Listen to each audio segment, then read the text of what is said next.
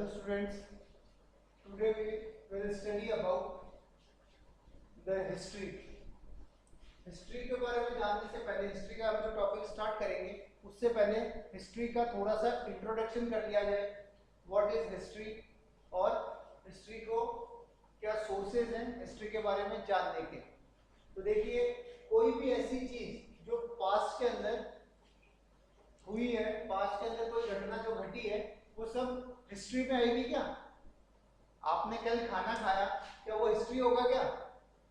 देखो, देखा जाए तो वो एक तरह से पास्ट में हुआ है तो हिस्ट्री है, लेकिन क्योंकि हम हिस्ट्री जब पढ़ते हैं तो किसी पॉइंट के रेस्पेक्ट में उसको पढ़ा जाता है, तो उस पॉइंट से रिलेटेड, उस बात से रिलेटेड कोई भी इंपॉर्टेंट इवेंट जो हुए हैं पास्ट के अंदर, वो हमारे लिए हिस्ट्री कहलाते हैं. आ रही है बात समझ में? तो anything important relevant with the an event are called history. तो देखिए, हिस्ट्री को जब पढ़ते हैं तो उसके अंदर हिस्ट्री को पढ़ने के लिए for the convenience of study history को हमने 3 पार्ट्स के अंदर डिवाइड किया हुआ है. क्योंकि हिस्ट्री अगर आप बात करें, ह्यूमन जो है, after the origin of human जितना भी लंबा पीरियड निकला है, उस पूरे पीरियड को अगर एक साथ पढ़ा जाए तो बहुत ज्यादा कंफ्यूजिंग होगा.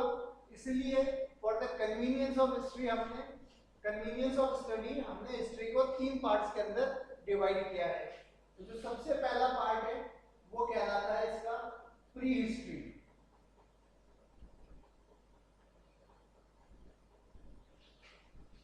और जो पार्ट है जिसको हम कहते हैं नॉर्मली हिस्ट्री,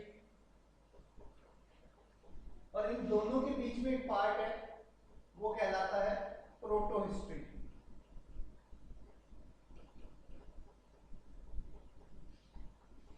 तो देखो, कन्वीनियंस के हिसाब से प्री हिस्ट्री, प्रोटो हिस्ट्री और हिस्ट्री. अब क्या डिफरेंस है इनके अंदर वो देखते हैं. देखो, प्री हिस्ट्री हम उस पीरियड को कहते हैं जिसके कोई भी रिटन डॉक्यूमेंट्स हमारे पास अवेलेबल नहीं है. No written documents, no written evidences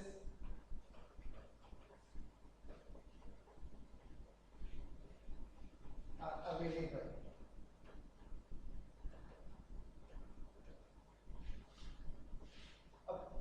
written evidences नहीं अवेलेबल है तो कैसे पता पड़ता है उसके बारे में? तो उसके हमारे पास में आर्कियोलॉजिकल एविडेंसेस अवेलेबल है.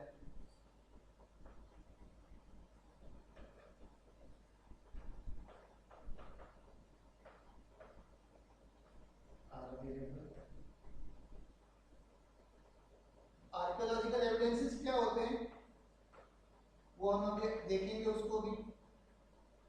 तो ऐसा पीरियड जिसके रिटन डॉक्यूमेंट्स नहीं है, ओनली आर्कियोलॉजिकल एविडेंसेस अवेलेबल है, वो पीरियड कहलाता है प्री हिस्ट्री. प्रोटो हिस्ट्री क्या है? प्रोटो हिस्ट्री वो पीरियड है हिस्ट्री का जिसके रिटन डॉक्यूमेंट्स तो अवेलेबल हुए हैं, रिटन डॉक्यूमेंट्स तो अवेलेबल हुए हैं,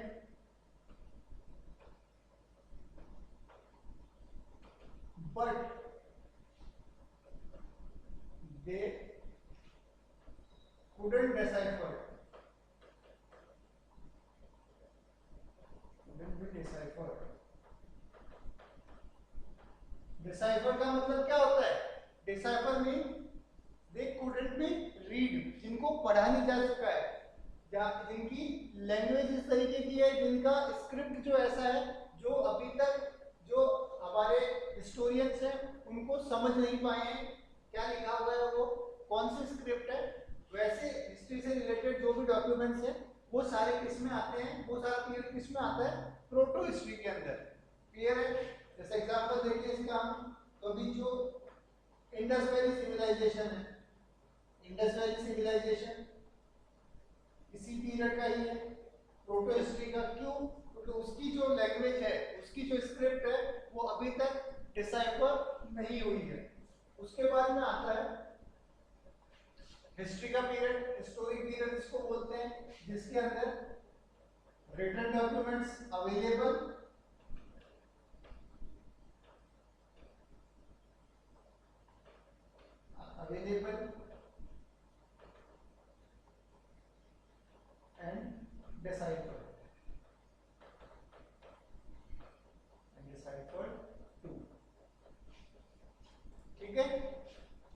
ये जो है बेसिक डिफरेंस है तीन पार्ट्स के अंदर जो कैटेगराइज किया गया है उसको। अब आगे देखते हैं हम, इसी के अंदर देखें तो देखो प्री हिस्ट्री जो है,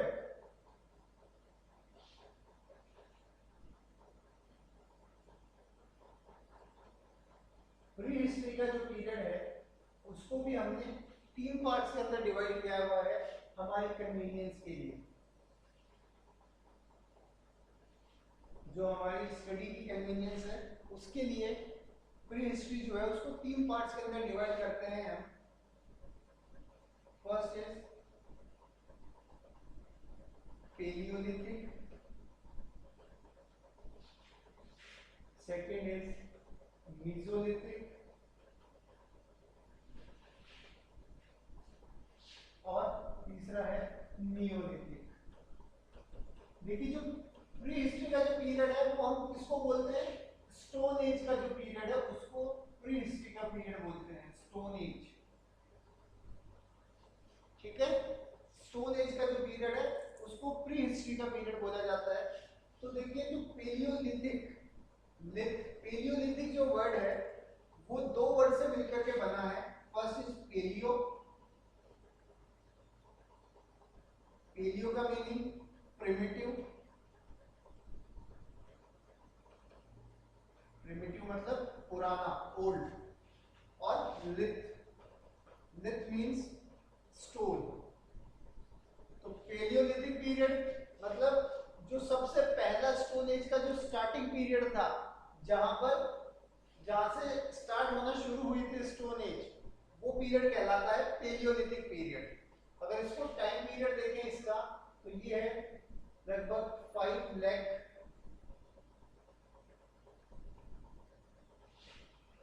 से 10,000 BC तक का जो पीरियड था वो हमारा इसी के अंदर आ जाएगा। क्लियर है? उसके बाद में जो है नेक्स्ट पीरियड जो है हमारा वो कहलाता है मीसोलिथिक। मीसोलिथिक पीरियड, अच्छा पेलियोलिथिक पीरियड जो है इसके अंदर ह्यूमन जो है, हमने बोला स्टोन एज का पीरियड है ये, तो स्टोन एज के पीरियड के अंदर ह्यूमन कैसा था, ह्यूमन जो था वो नोमैडिक था। ह्यूमन जो था वो नोमैडिक लाइफ जीता था। ह्यूमन की जो थी नोमैडिक लाइफ थी। नोमैडिक लाइफ मतलब they wandered from one place to another place, एक जगह से दूसरी जगह घूमते रहते थे। ठीक है, और किस तरीके से थे वो, क्या था उनका फूड वगैरह जो था, फूड गैदरिंग और हंटिंग, यही करते थे। फूड गैदरिंग और हंटिंग, रॉ मीट ही खाते थे। ठीक है, तो एक तरीके से नोमैडिक लाइफ जीते थे और फूड गैदरिंग और हंटिंग यही जो था ये करते थे। आ रही बात समझ में? अब देखो पेलियोलिथिक जो पीरियड है, पेलियोलिथिक पीरियड को एक नाम और है, इसको और कहा जाता है quartzite as.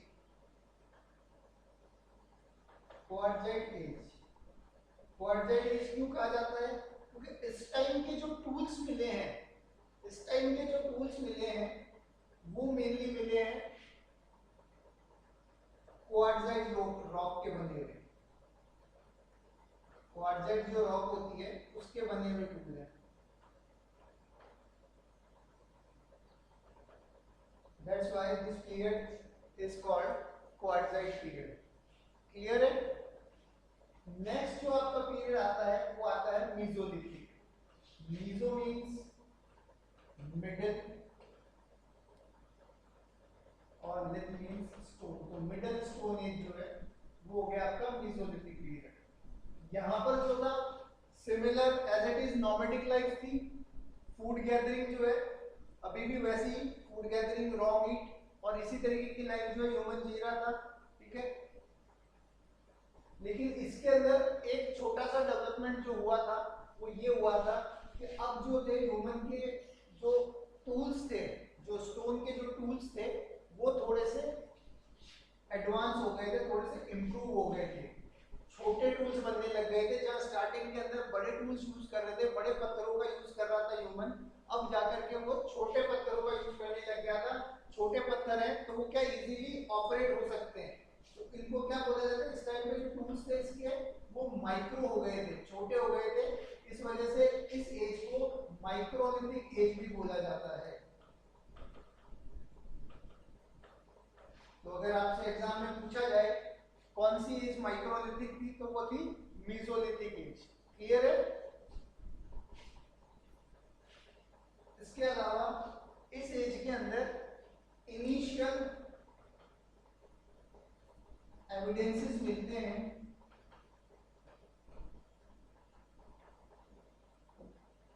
Domestication of animals, जानवरों को पालतू बनाने के जो शुरुआती जो साक्ष्य जो है वो यहीं से मिलते हैं। डोमेस्टिकेशन ऑफ एनिमल्स, जानवरों को पालतू बनाने का जो काम सबसे पहले साक्ष्य जो है वो इस एज के अंदर मिलने लग गए थे। आ रही है बात समझ में?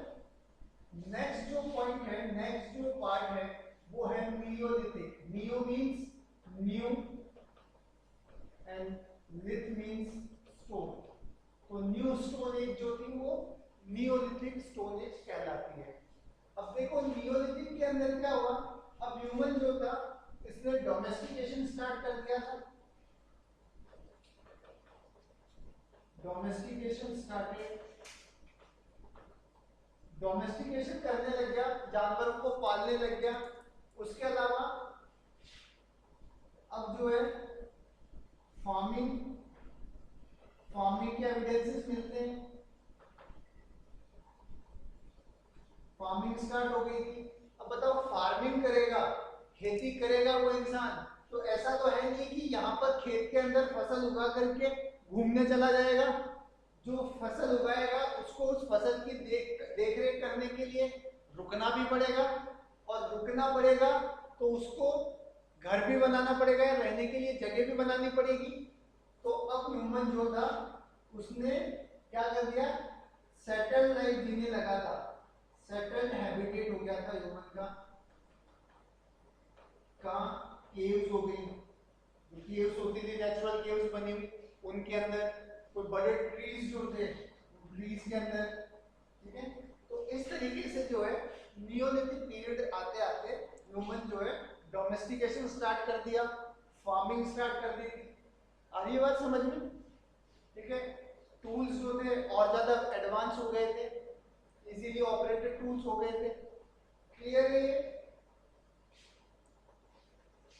अब आगे देखते हैं हम, सोर्सेज देख लेते हैं। देखो हिस्ट्री के सोर्सेज क्या क्या थे, ये हमने जो प्री हिस्ट्री का पीरियड था वो देख लिया, लेकिन हम बात कर रहे थे हिस्ट्री के सोर्सेज की। तो पहले वो सोर्सेज ऑफ हिस्ट्री देख लेते हैं क्या होते हैं, किस किस तरीके से हमको हिस्ट्री का पता पड़ता है।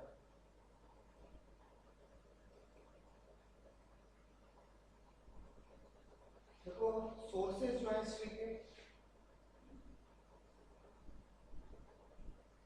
लिटरेचर, जो रिटन डॉक्यूमेंट्स है उनमें लिटरेचर हो सकता है। लिटरेचर क्या होता है, जो भी रिटन वहां की उस टाइम की जो सोशियो इकोनॉमिक लाइफ थी उसके बारे में लिखा हुआ, वहां के उस टाइम की कल्चरल लाइफ जो है उसके बारे में जो कुछ भी डेटा लिखा था, जो रिटन डॉक्यूमेंट होते हैं वो सारा किसमें इंक्लूड होता है, लिटरेचर के अंदर। और किस चीज से पता पड़ सकता है, तो हमने बात पहले करी थी आर्कियोलॉजिकल एविडेंसेस से। अब ये आर्कियोलॉजिकल एविडेंसेस क्या होते हैं?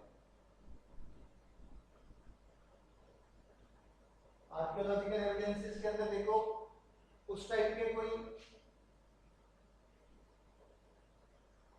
जो उस टाइम के कोई टूल्स हैं उनके बारे में टूल्स मिल जाए हमको, तो टूल से पता पड़ता है कि वो किस तरीके के टूल्स का यूज करते थे। उसके अलावा उस टाइम के यूटेंसिल्स हो सकते हैं, बर्तन जो है उनसे पता पड़ता है। उसके अलावा आर्कियोलॉजी के अंदर कुछ जो स्केलेटन आ गए तो उससे उस टाइम के ह्यूमन कैसे थे उनका पता पड़ जाता है। ठीक है, ये सारी चीजें जो है आपकी आर्कियोलॉजिकल एविडेंसेस के अंदर आ जाती है। उसके अलावा जो वहां के बिल्डिंग्स जो थे, बिल्डिंग्स के रिमेन्स जो है, तो रिमेन्स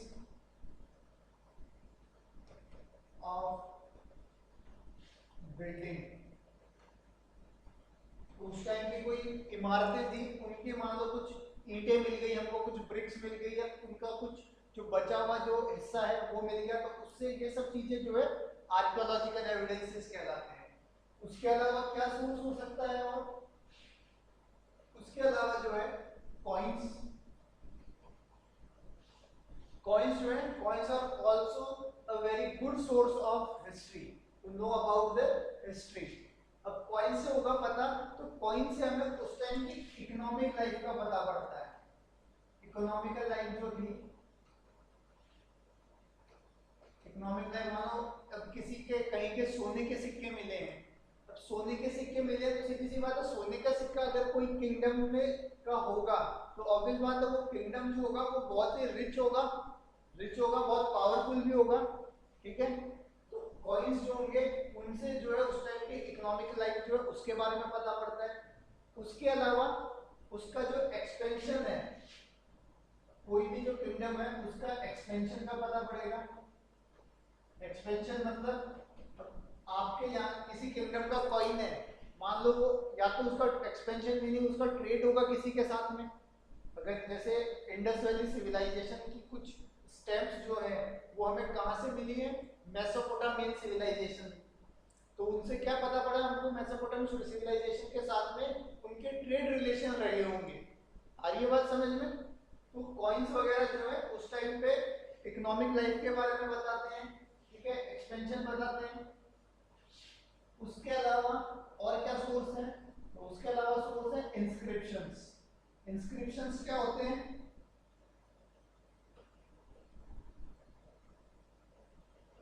इंस्क्रिप्शन होते हैं कुछ भी जो रिटन डॉक्यूमेंट, ठीक है, जैसे लिटरेचर जो है, लिटरेचर तो हो गया किस चीज के बारे में?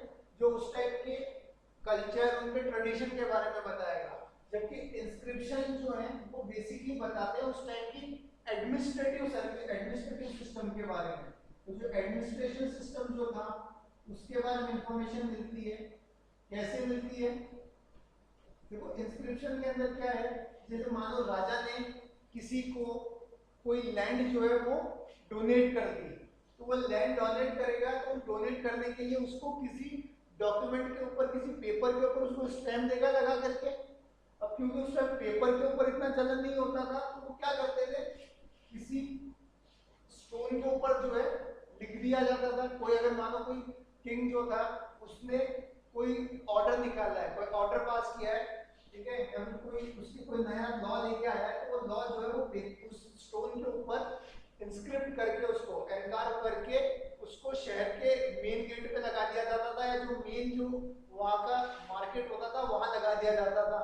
तो उससे वो सबको इंफॉर्मेशन रहती है। आज भी देखा होगा ना आपने, किसी आप मॉन्यूमेंट पे जाते हो या किसी पार्क में जाते हो, वहां पे लिखा रहता है, सारी इंफॉर्मेशन लिखी रहती है कि इस पार्क का ये टाइमिंग है, पार्क के अंदर आपको फूल तोड़ना मना है, आप अपना जो पेट है उसको नहीं अंदर घुमा सकते, अंदर खेल नहीं सकते। तो वो सारी क्या होती है, जो भी लॉ बने होते हैं, वहाँ के नियम जो होते हैं वो सारे लिखे रहते हैं।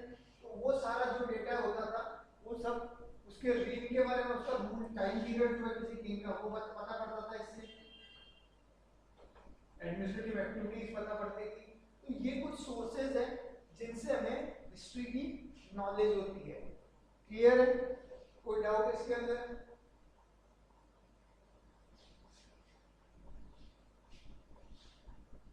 अब देखिए जो हम बात कर रहे थे, हमने अभी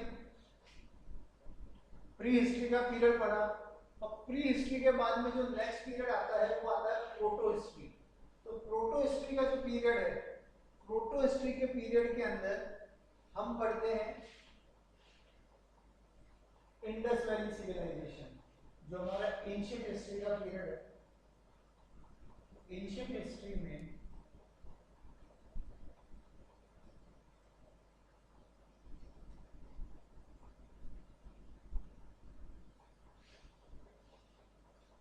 एंशिएंट हिस्ट्री के अंदर हम जो है अब पढ़ेंगे इंडस वैली सिविलाइजेशन के अंदर। इंडस वैली सिविलाइजेशन जो है एंशिएंट हिस्ट्री का पार्ट है, उसके बारे में हम पढ़ेंगे। वो हम सब देखेंगे नेक्स्ट वीडियो में। Thank you students.